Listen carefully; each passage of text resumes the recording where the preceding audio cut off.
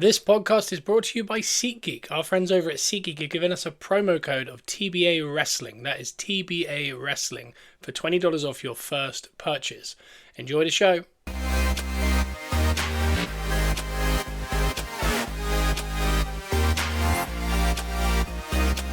Welcome to Gunners R Us Podcast, where we are positively Arsenal. And that we are. And to be completely candid with you there, I paused it straight after the intro just to check that audio, because you'll notice with the audio there is birds are chirping. There's probably a slight echo, probably not as bad as the usual echo, but it might sound different. And the reason being is I am in my gym. And when I say my gym, I mean an old stable block that is gigantic and echoey as well, but it's full of so much stuff. I'm hoping the echo is better. So I've got the weirdest looking rig going on out here. I've got a sofa that's going to go into the house shortly with a piece of wood on top, with a laptop, with my notes, with my microphone. And behind me is a load of mystery boxes that is for the stream in about 3 hours' time. Also got to do a Peppercorn Boys, so go check out the Peppercorn Boys on iTunes, Spotify, Amazon Music, and YouTube if you haven't already, for myself, Joe, and Bruno doing this. I say it's a comedy. It's more of a life, just our life, talking about life. Could I say life again? But no, this week we are coming to you live from the gym, the Auto Ranch Arena, the TBA gym, it says on the wall, I think. Highbury number 5. It says behind me is a lot of Arsenal memorabilia around me. I'm looking around. I've got a Tony Adams framed picture. It's also got Frank McClintock, Charlie George, David O'Leary, and Paul Merson. So I've just dated myself. But that is something I got when I was probably 5. And even then it was kind of time, but some of it was also dated. That's around me. I've also got some wrestling stuff from our childhood, but I also got some footballs. I got an Arsenal clock.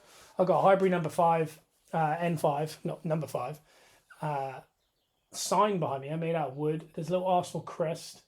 So it's a bit of a shrine anyway. So it's an interesting place to record the podcast. If it's decent, I would love to make this into like a proper podcast studio and stuff like that. But I think realistically, those birds chirping,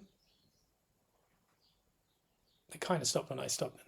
But those are probably going to become a problem until they go to sleep, which will be fine for the Peppercorn Boys and the stream on the Peppercorn Sports Cards on Whatnot later. Please check underneath this podcast if you want a SeatGeek code, TBA Wrestling, as you heard at the start of the show, or £10 credit on Whatnot, where you want to buy clothes, you want to buy trading cards, anything really, drawings, art, anything. You can get £10 for free. All you'd have to do is pay for shipping, unless you win a giveaway. You can get it completely free. So you can get £10 worth of cards if you go underneath this on iTunes and Spotify and then sign up using that code. Anyway, I've kind of spoken a lot there about anything but what we're supposed to talk about. I can tell you this week we've got Prediction League coming up. It's only 3 games because we have Tuesday games. So coming up this weekend is the FA Cup. So Arsenal is still on. A lot of long time off. Then on Tuesday, Wednesday, there's Premier League. Then the following weekend is Premier League. Then there's Real Madrid. Then there's Premier League. Then there's Real Madrid. So it's going to get hot and heavy. But until next week, which I don't know for sure, I need to double check this. There's a small chance next week's episode could be episode 100. I'm just checking it now. It is not updating for me, probably because I'm not on the Wi-Fi. So let's just hope this is all recording. Yeah, it could be episode 100. So I'm wanting to get Simon on. I'm wanting to get a lot of stuff going because I think we need to do something special for episode 100. It could be the week after, I don't know. But whenever it is, let's try and get Simon back on the pod. He was on the Overlap this last couple of weeks, and then again this week with Mark Clattenburg. But we'll make sure we get something special done for you. This is the opposite special. It's in the gym. It is just me alone. So it's less than special, but we need to give you something to listen to this week to get you ready for a strange week, because we've had England all week. Then we've got the FA Cup. So it's a bit of an odd one for Arsenal, but we are playing before the next podcast, which will be, the next podcast will be out next Wednesday. It's out every single Wednesday. This one might be up a little early because I've recorded it a day early. The reason being, studio, renovations, having a child, all these things mean the electrician is in all day tomorrow and I will not be able to podcast. So everything has to get done tonight. And also we do not pay too much money for Zencast, which is our podcast feed, to be able to schedule shows. We pay one fee, but we're not paying the big fee. So you're going to get this nice and early. A bit of Arsenal. We're going to talk England, Tuchel, Lewis Skelly. We'll get to the Arsenal-Fulham game this weekend, as well as Wolves, West Ham, and Forest and Man United. We'll tell you where everyone is at on the prediction league. And I think we'll just kind of talk a little bit about where the season is and how we're feeling generally. And that's probably where I'll start. No, do you know, actually, I'll start with England. We'll work our way towards Arsenal. So if you hate England, fast forward a little bit, and then you'll get to some Arsenal. If you want to hear it all, hey, hang on. If you hate Arsenal, you can just turn it off after we talked about England. So we'll start with England. They played 2 games this week. I think it was Albania and then Latvia. Friday night, Monday night, and in a selfish point of view, as a wrestling and football fan, as a wrestler and footballer, I'll take that. We've waited our entire lives as English fans to watch wrestling at a normal time in an easy way without having to pay over the odds for Sky, all these kind of things. We've got it on Netflix now. Netflix isn't as expensive as Sky. And they're doing a pre-WrestleMania tour, not a post-WrestleMania tour, a pre-WrestleMania, so really good television. And they're doing it all across Europe. And as we know from our boys, Pretty Deadly, in the group chat, listen to Peppercorn Boys for more information on that. They have to get a lot of flights because they're going backwards and forth to Europe twice a week, basically, at the minute. So they've done some in France, Belgium, I think Scotland, the O2's coming up. But because of that, we can watch like Raw on a Monday at 8 o'clock, and we watch SmackDown on Friday at 8 o'clock. And when the international break comes up, it's quite a sad feeling, isn't it? Because you know you're not getting the football you want. So I thought, oh wow, at least we got wrestling at a good time. England scheduled their games weirdly on a Friday and a Monday, not a Saturday and a Wednesday, not a Sunday and a Wednesday, oh sorry, Saturday and Tuesday. They thought, let's do Friday, Monday. And let's do Friday, Monday at 8 o'clock, exactly when WWE are live for the UK viewers to finally get to watch it at a reasonable time. So therefore, Saturday, nothing on. Sunday, absolutely nothing on. Monday, stacked all at 8 p.m. Friday, stacked all at 8 p.m. As I have a sip of my Saka Starbucks cup. It was so frustrating. In the end, I watched England and watched wrestling on a delay, which, you know, made for a nice evening because you get like from 7:30 until about midnight. You got some bits to watch, but my word, was that frustrating. So I sit down to watch it. It's Thomas Tuchel's first one. I think straight off the bat, the first 30, 40 minutes, I think everyone could agree it did feel different to Southgate. And Tuchel spoke quite, you know, big words coming in, you know, need more excitement. We can't be not trying to lose. You need to win the ball high up, a couple passes and a shot, that kind of thing. When you talk about, I hate saying this word, Genga pressing, Genga pressing, Liverpool, you know, you win the ball high up. Weirdly, Aina of, not the Forest spoke about this in the podcast. When you play Liverpool, because they do that press, they win the ball off of you. They take it's usually 2 passes, and within the third, like I think Klopp talks about it, you have to have a shot within the 3 passes, basically. That's the speed in which he wants you to get to goal. So you either got to run with it, travel with it, or you got to cross it, or you got to do something. But either way, by the third touch of a person, it needs to be a shot. That's kind of really aggressive high pressing. So he was saying, like, it's not hard to defend against, but it's not easy. But the problem is, if you lose the ball, you know you're not getting back in time because they're going to shoot. So therefore, it's not actually that hard to play against as long as you don't lose the ball. Whereas he was saying Arsenal is impossible because they adapt, they move around the pitch, they keep the ball, they try different sides, they do different things. You don't know really what they're doing. They win the ball high, then they go backwards, win the ball high, then they go forward. And he's saying it's just really difficult, basically, to play against. Tuchel was very much of the Liverpool mindset, and I think there's an issue I noticed in that first half, and there's a pros and cons to this. It does look different, but until Lewis Skelly scored the opener, which we'll talk about, we didn't have a shot on target. I don't think we had another shot on target until the 60th minute, and then we scored maybe the 70th, and then we had maybe a couple more at the end. But we had all the ball. We were dominant, very dominant. But it took, because again, as an Arsenal fan, you watch a lot of low blocks. Liverpool don't get as many low blocks as Arsenal, and it simply is because they win the ball high and then they shoot. So therefore, teams aren't compact because you don't have time. Whereas Arsenal purposely give people time to get into a low block by taking their time and going side to side and getting themselves set. So basically, it's less likely to concede on an Arsenal point of view. Whereas Liverpool are more likely, you're more likely to get a goal against Liverpool because of the way they play. Straight off the bat, you did see elements of it, but there was no shooting.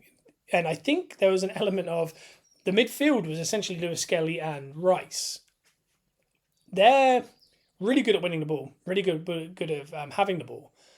But what they do at club level is the opposite of what Tuchel wants to do. And I got a feeling Lewis Skelly and Rice might be two of the most important players for Tuchel. And I think Lewis Skelly might nail down that left back position. And I think the Bayern Munich director once made a joke. Thomas Tuchel wanted Rice so bad at Bayern Munich that he just left and went to England just so he can guarantee having him. So he obviously values him quite high. But their natural response to winning the ball is to turn around and do the safe pass, get into shape, and then have an educated attack. I think what Tuchel wants to do is win the ball, pass the ball forward, create disruption, very similar to Liverpool. So it's a little bit kind of catch-22 there because the two most influential players on the field, I think in that first game, I think the best players were Lewis Skelly, Rice and Jude Bellingham. I think in the second game, it was probably Rice and Bellingham and Lewis Skelly even as a third. Those three players really dominated, which is ironic because we're going to see a lot of those three on the pitch in the next couple of weeks with the Arsenal-Real Madrid games. But Bellingham very much does play the style of Real Madrid and Liverpool of winning the ball high and then getting a shot away or making an intense pass. And he did for the goal. And it took a little bit of kind of intelligence from Lewis Skelly to actually make the run because all game Lewis Skelly was winning the ball and it was all going through him. And he was giving it to Rashford and Rashford was doing the same thing. And eventually he let Rashford go infield and he made the run around the back, which kind of, it's good from Rashford and it's good from Lewis Skelly. But the ball is the best part about the whole thing from Bellingham. But Lewis Skelly scoring on his debut, I mean, you couldn't write it because before the game, if you said, do you reckon Lewis Skelly will score on his debut from left back? I think you kind of go, yeah, probably. This guy is so main character coded, and I know that's a modern trendy thing to say. But he is. He really is. He's got something about him. He's special or he's going to be very talked about for a very, very long time. Because he just seems to be the centre of attention at all times. And at 18, it is a mad thing to be doing. And he doesn't seem fazed by any of it. It's a really nice little finish. Really happy, so happy to see him score. When Saka's back in that team, Arsenal having Saka, Rice and Lewis Skelly in that first team, and I think all three of them will probably start a lot under Tuchel. That left back position has been kind of flailing for a long time with Luke Shaw not being able to keep fit and some other bits. But no, we broke open the scoring. The game kind of slowly kind of dwindled a little bit in the first half. Second half, again, I don't know if it was leggy or whether a lot of the players on there were players that play in teams in which you keep the ball and you don't necessarily take massive risks. But the game it was there, and then Kane gets his goal, and then I think it opens up a bit because Albania kind of have to go forward. And it's almost identical to the game that happened 3 or 4 days later against Latvia. Instead of the left back opening scoring, it was the right back, and instead of a little bit of genius with a run and a ball, it was an unbelievable free kick from Reece James. And, as an Arsenal fan, you just look at that and just, when he stood over, you thought, God, he's scoring that. And it's such a good free kick. It reminds you of how bad Arsenal are at free kicks and how little specialists we have. And I don't know why Declan Rice isn't taking free kicks for Arsenal. I know Odegaard takes a lot of them and Trossard and that. But Rice's delivery and shots from outside the box are so good. It almost feels like he's there ready to kind of move into that role and kind of work on his free kicks. And because Bruno Fernandes steps over it, or Reece James or any of these players, Ward-Prowse even, there's certain players that step over it. Sanchez did it for Arsenal for a long time. And you just think, yeah, this is in. Or at least it's going to be close. Something's going to happen. Whereas with us, it's just a waste of time. I think this past week we had against Chelsea, we had that free kick and it took like 3 minutes to set up and he just blasted it over, I think. But you knew that's what was going to happen. So it was just, it's a shame. But no, Reece James scores a lovely one and Harry Kane gets his goal. It was literally carbon copy. Later on in the game, Eze comes on off the bench, scores. And from an Arsenal point of view, again, so Eze is a player that I really love the idea of. Arsenal, I know Nico Williams is being talked heavily about now as the left-sided winger, but Eze, I think, I really like. I think he has the ability to break a low block, and what was nice about this game is we got to see 20 minutes of him doing that, and he made a pass to Kane through the lines in a low block that was just so good, and the only way you can do that is when you're so tricky. Teams don't know how to defend against you, so they assume he's going to take them on, and then he makes a pass, and it's a cutting pass, and it gets Kane in. That's what we're missing. Martinelli goes around the side and tries to cross it. The other side is Saka, who's unbelievable, but we haven't had him. So Sterling, for example, he goes around the sides. It's easy to defend. With Eze, and I think when Eri was doing it, you don't know if he's going right or left. You don't know if he's going to pass it. You don't know if he's going to shoot. You don't know if he's going to cross it. That's what you need from a winger. And I think Nico Williams is good. But I like Eze for that because I think also he could come in field and play left 8. And if we are going to bring an Isaac or a Sesko, probably Sesko, Havertz is going to need to play somewhere because there's no way Havertz isn't playing in that team.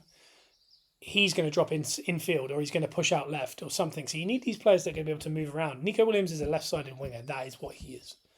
Eze's a left-sided winger, a left 8, potentially a right 8 as a push. Havertz is a centre forward, a left 8 or a right 8, left winger at a push. When Eri is a right inside 8, left inside 8 or a right winger. These things, that's what kind of Arsenal look for. And that's, I think Eze fits. And it was really nice to see 20 minutes of him just kind of working against what we deal with week in, week out. And one, he scored, and two, he set up a really nice chance for Kane. And he was only on for, I think it was about 18 minutes. So as an Arsenal fan, I really like seeing that. Again, I don't know if we're going to get Eze. I doubt we are, but he just seems like a player that just seems like such a shoe-in for Arsenal. I think if you're really serious, you go by... I don't think we're getting Isaac as much as it would be great. But if you got a Sesko, but you got a Nico Williams, and you got an Eze, but you moved on maybe a Trossard, that's when I think you're really competing because you don't want one of them. You need both of them. And we've talked about it, how short we are generally. And Eze is also a player that if you bought him and Nico Williams and got rid of Trossard and you have Martinelli, Martinelli could become the backup to Saka on the right because Martinelli started to play on the right. And then Nico Williams and Eze, your left side, Havertz and Sesko are down the middle. But Havertz can also play in Odegaard's position. Eze can also play in Rice's position, or is it a left 8 anyway? Zubamendi comes in, but Rice can also drop back. So all of this does make a lot of sense. But as far as England, I think it's early doors. You don't really know. But to concede none, I think they conceded 1 shot on target, scored 5, 1-2. You know, you can't really ask for more. I like Thomas Tuchel. There's a lot of controversy around it. I don't care about it. I think he's good. I think England are going to be really good under him. Just interested where it goes. As we move away from England and kind of back towards Arsenal, as I take another drink, it's going to be interesting. What was interesting was, if you've listened to this podcast for the last 99 episodes, whatever it is, there might not be a weekend I hate more than an international break, right? So when you think about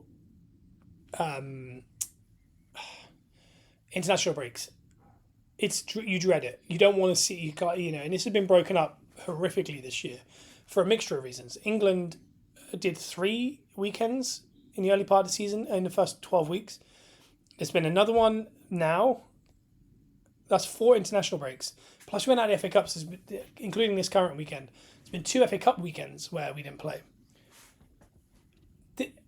Over a whole season of essentially 38 games, which is done over, 32 weeks, to miss 6 weekends of football is like my hell. I love watching Arsenal. I love watching football. But to give you an idea of how exhausting this season's been is, I really enjoyed not having Arsenal on. I looked forward to it. And it wasn't because I don't like watching Arsenal. It's the stress of everything that comes with it, the media, the nonsense, everything like that. Again, also the performance, the result, all that kind of stuff. But it really does highlight how media have kind of really taken over football in a really, really worrying way, to a point where you don't really want to watch your team sometimes because you're just like, I don't want to hear what they have to say. Like if we lose, it's like, ugh, that's annoying. But then what you don't want to hear is now reasons why they lost or why they should get rid of the manager or why these players are wrong or the unhappiness in the dressing room. You don't want to hear all that. You just want to kind of be like, oh, this is so annoying. I wish we won, as you want your team to win. And it reminded me of that. And then I thought, oh God, I'm actually looking forward to an international break. Again, I can't wait for football to be back. But it was nice to have another break. And weirdly, and again, this shows you kind of how weird the season's been. We're in a title race and we're in the quarterfinals of the Champions League. This time last year, I was clambering for this break because it's like, all right, now you can kind of compartmentalize it and be, here's, 10 more games plus the Champions League or whatever it's going to be. Get your rest. Get the players off. Don't let them go into the internationals. I was really kind of keen on that. Whereas this year, we probably need this international break more than anyone because, or not necessarily anyone, but more than ever because we need our players back. We need everyone to be fit. Again, Calafiori's gone away and potentially torn his knee, which is not ideal. But this is really good. Like when we talk about the Dubai trip last year before that bubble batch, we need that rest and we need to recoup. And Saka's on grass, so he's been working at Sobar Reality Centre, our training ground, which is really good news. And to give him, not just a week off. So like he started training on the Tuesday after the last set of games, and everyone went away to the internationals. That's a whole week done. We're now into the next week. And then he's not playing until next Tuesday. I don't think he'll play next Tuesday. But if you're thinking of the weekend after that, it's still another 12 days from now until we play that game. And if he's playing in that one or playing 20 minutes, it's another 2 weeks on an injury that they said could be 16 weeks total, which was 4 months. This has been since his surgery, which is Christmas. He hurt it 2 weeks prior, but they had to wait for the swelling to go down. So since his injury, this has been 3 weeks for 7, 11, 15, and then I think that's 15 weeks, yeah.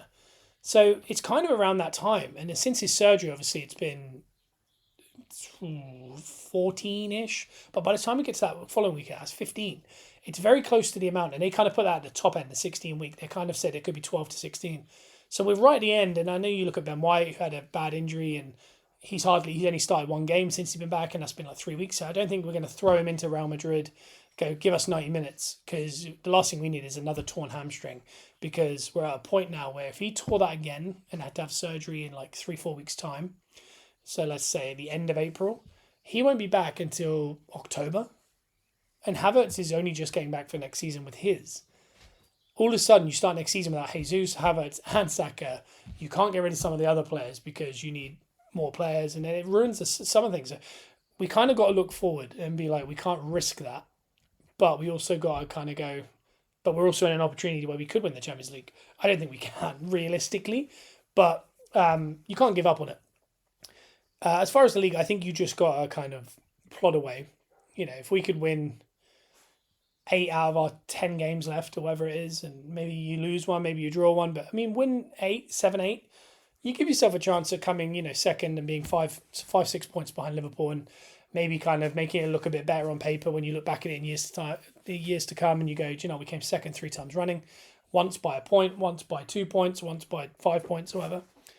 You can kind of look at that and go, be proud of it. So I think that's what they got to play for in the league. That Chelsea one was so important because of what was going on behind us. So I'm glad we got that done. I think that was such an important win, and it's kind of taken a little bit of pressure off. But we do have to worry about Forest and City and Chelsea and Villa and Newcastle, all these types of teams. And we also got what I hope Newcastle probably do fall out of the Champions League and out of the Europa League. I think it's the Champions League. I don't think if they get Europa, I don't think Isaac stays. I think it has to be Champions League, and he might. He said on this international break he loves Newcastle, loves the city, and all these kind of things. But I don't think it's impossible. I've seen people say nicer things about the club before they leave. But Bruno Guimaraes, I really don't think there was any truth to that. I think the Zubamendi one is very likely. I do think Nico Williams is likely. I think Sesko is likely. I think if you bought Sesko, Zubamendi, and Sesko, Nico Williams, and Zubamendi, and you lost Partey, Jorginho, Zinchenko, Kivior, and you could kind of filled in maybe another one. You know what I mean? Like someone who maybe is in the last year of their contract, who's maybe 27, 28, like a Moreno type, but maybe from the Premier League. I'm not saying Morgan Gibbs-White because maybe he's a bigger signing than that, but someone that they could kind of identify in that midfield area that's just going to pack it. That would be really good. Someone just, Adam Scott, someone like that, you know what I mean? Like someone to go get someone who's a bit of an engine in the middle who could take up a lot of minutes, almost like a Ceballos role a couple of years ago. I don't think Ceballos was the best. I didn't hate him. He's doing very well at Madrid, even though he doesn't play that often. He's won a lot of trophies. But that kind of thing. As far as the international break as a whole for our team, I think it's been good. Weirdly, there's been a lot of Real Madrid Arsenal crossover. We had Bellingham, Rice, Lewis Skelly on the pitch a couple of times. We saw Vinicius and Gabriel on the pitch.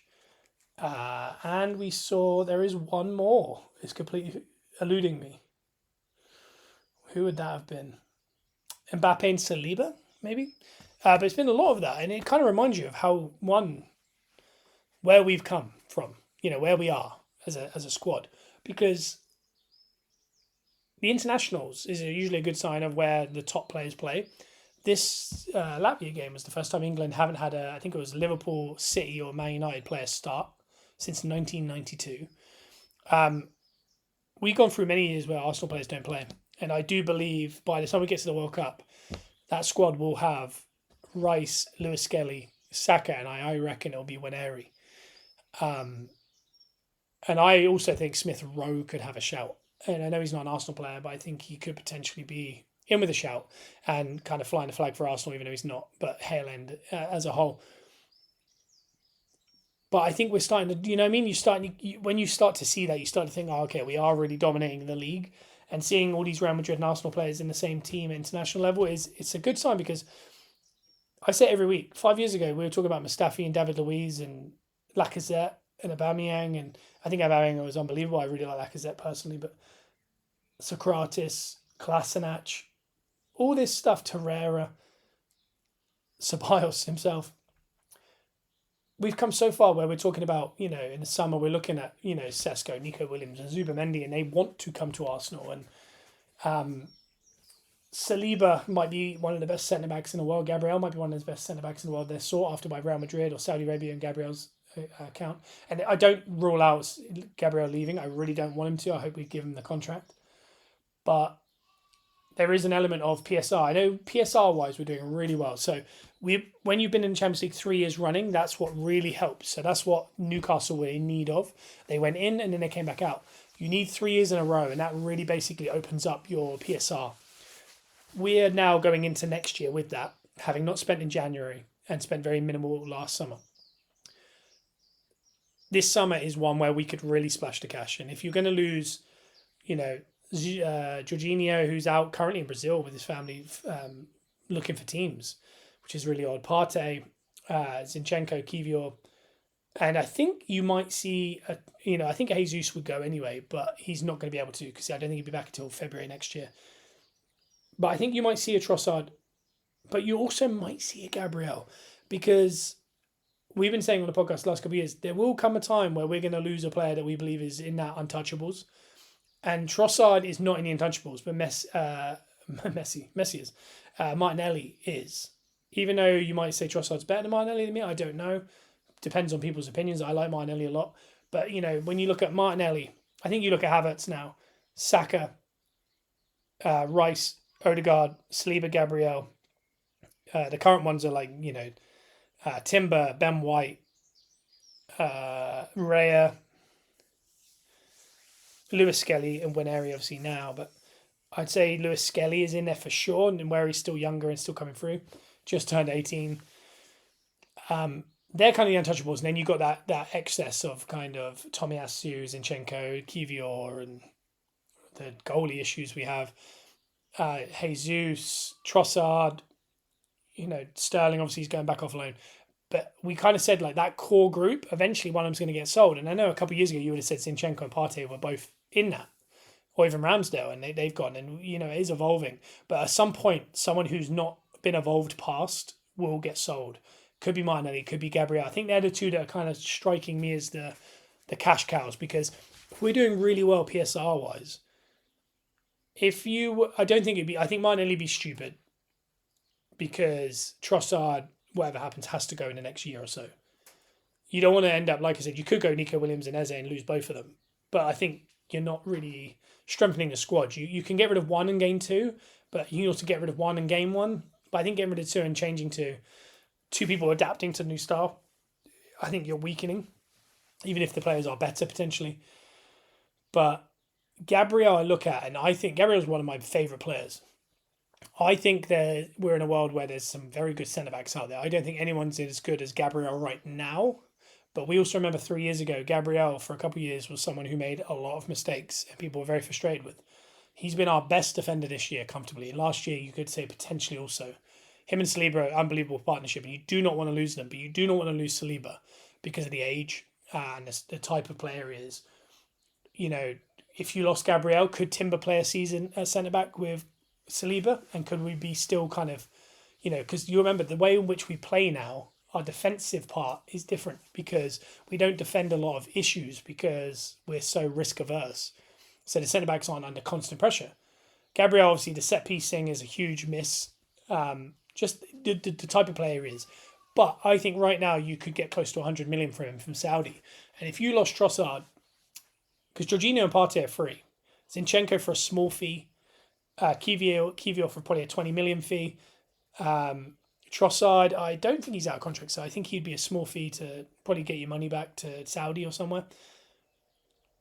You could also pump that up because of the 3 years of the Champions League and not buying in January and smaller last summer. You're looking to be able to spend massive money, and then all of a sudden you could go get Isaac, Nico Williams or someone, and Naipan is another one talked about, Zubimendi. Then go and get yourself another backup goalie, which I think is Garcia. But then there's that centre back missing, and you start worrying about that. So in an ideal world, you keep Gabriel. I think if you're really going to push on next year, and Trent looks like he's off his way to Real Madrid, Van Dijk might be leaving, potentially PSG or Bayern. Salah might be staying but getting the big contract, and we've seen what that happens when people get their contract. Stuff changes, and the team won't be as good. I think next year could be a year where if you go, do you know what, Gabriel, we're going to pay you the money, stay. Isaac, we're going to pay you the money, come. Nico Williams, let's come. Trossard, you can go, but Minor, you have to stay. Keep that squad, because that's the thing we've had this year. Is I think the squad, the players are good. It's just the squad's not deep enough. There's no point getting rid of 8 and bringing in 8. You need to get rid of 4 and bring in 8, to really compete next year. You don't want to lose too many quality players. So next year's going to be really an interesting year as far as what happens with stuff like that. But I've gone completely off on a tangent, and I do apologise. But hopefully that's been somewhat interesting for you. I can tell you last week, 2 weeks ago, a prediction league, for the first time ever, all 3 of us got 4 points each, which is really odd, which in the grand scheme of things, let me just find it, puts us, well, nothing really changes. So if you remember what last time was, so now in last place is Joe with 122, me with 130, and Simon top with 133, so there's 11 points in it.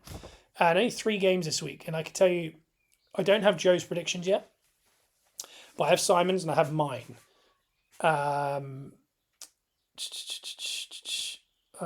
Yeah, so I'll find Joe's out before next week. I'm going to be honest, I think we're all going to go the same, except for maybe one. Starting from the back to front, this is next Tuesday night, so this is in a week's time from this podcast coming out. We got Forest versus Man United. Simon and I have gone Forest. It's so tough post-internationals because in the FA Cup's going to happen. We don't know what's going to happen in the FA Cup. But Forest are really good. I think Man United are really going to struggle. I really believe Man United are a poor side. And that sounds bad, but I think they do better than they should be doing. And they do it regularly. Maybe that just means they're decent. I don't know, but it feels very jolty. So I'm going to go Forest there. The other game is the one where I think we all might be split up. It's Wolves versus West Ham. I've gone Wolves. Simon's gone draw. I can almost guarantee you Joe's going to go West Ham. Yeah, I don't know what to say about that one. Potter's done okay at West Ham. Wolves have kind of steadied it slightly. Cunha obviously got himself sent off, so he's missed a couple games. It's an odd one. I'm going Wolves just based on complete guesswork there. I don't know what's going to happen there. The Graham Potter West Ham isn't filling me full of excitement, but I mean, they seem to have steadied it. I think a draw is a good shout from Simon, but I'm going to go Wolves. The last game is Arsenal v Fulham. As far as the squad goes, there's talk that Martinelli was hurt, but he is fit to play. As far as centre forwards, Moreno is scored for Spain. He'll be playing. Sterling could play again. He missed the Chelsea game. He's also missing, obviously, the FA Cup weekend because we're not in it. And the internationals, he's not picked. Sterling has had 3 weeks off now. So I expect Sterling to be in the squad. If anything, he should be starting. I know he's not set the world alight, but him on... I would play Waneri on the right every single game since Saka got injured. But Sterling on the right, maybe... the way I would do it is Martinelli on the left, Sterling on the right, and I'd play... Trossard down the middle, and then when Eric can come on and shake things up when Sterling at halftime, you go, do you know what, he's giving us nothing. But everyone now, I think everyone else is fit. I think Calafiori is question marks now. Martinelli, there's slight question marks. I don't think Saka will be back playing If anything, I think the weekend after, maybe he plays a couple minutes. If we're lucky, he plays against Real Madrid, but I don't know. I don't see it. Um, yeah, I don't know. But I'll get Joe's predictions, and then obviously next week will be no, number 100. So we'll try and get Simon back. We're predicting the Wednesday games plus the whole weekend's games, and I actually think we'll be doing Arsenal Madrid, the first leg. So a busy one next week, episode 100. I'm going to potentially, it might be slightly longer than usual. I don't know. It might be broken up into a couple episodes. I don't know. But we'll try and get me, Joe, and Simon all on the podcast, predicting essentially, I think that'll be 17 Premier League games and Arsenal Real Madrid. So look forward to that. Like I said at the start of the podcast, check us out. We're on iTunes and Spotify. If you're listening to this, you already know that. Give us a 5-star review, please. Let your friends know. Spread the word. Underneath this podcast, if you want a SeatGeek code, TBA Wrestling gets you $20 off your first purchase and whatnot. You can get £10 credit. If you click the link below this podcast, you can go get yourself £10 for free and go around whatnot and have a little look, figure out the app. You could buy cards. You can come to the Peppercorn Sports Cards and check us out. Maybe buy a mystery box or a card from us. But yeah, that's all under there. We will be back next week. That is a big episode to come. So hopefully you've enjoyed this one. It's been a bit of a mixed bag. Hopefully the audio's been all right. The birds are still not asleep. And I've got 2 more podcasts to go. So we will see you next week for episode 100. Bye-bye.